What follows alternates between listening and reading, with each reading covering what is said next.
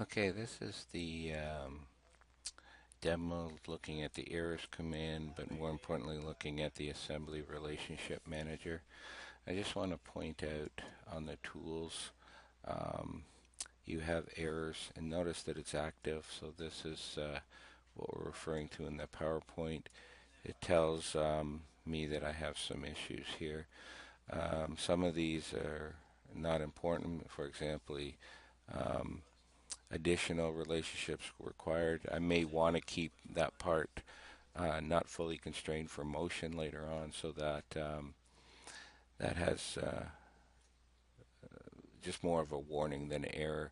We do have some missing parents here, though, so there's something I'd have to investigate.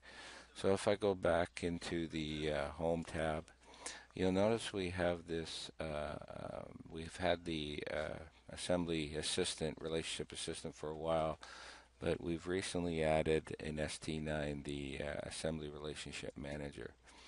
And the Assembly Relationship Manager shows me all of the constraints all in one table here, which is kind of nice. So if you want to see it again, you can, if first time it'll come up, but if you go later on and want to see the entire assembly, I suggest highlighting the assembly and clicking on the manager. Now you notice as we scroll down here, um, we have some missing geometry here and here.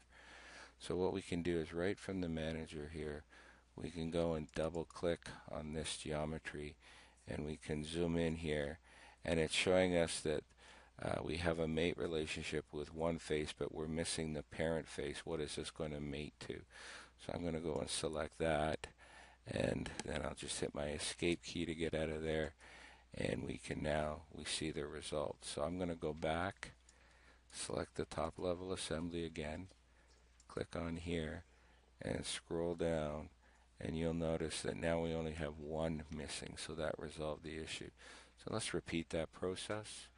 We'll double click here, we'll go in here.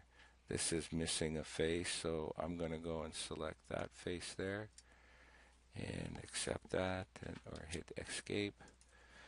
And now we can go back and we can see that from here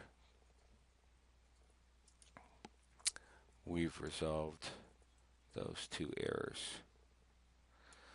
Notice also in here you do have a filter, and you can actually look for very specific relationships as well as very specific statuses.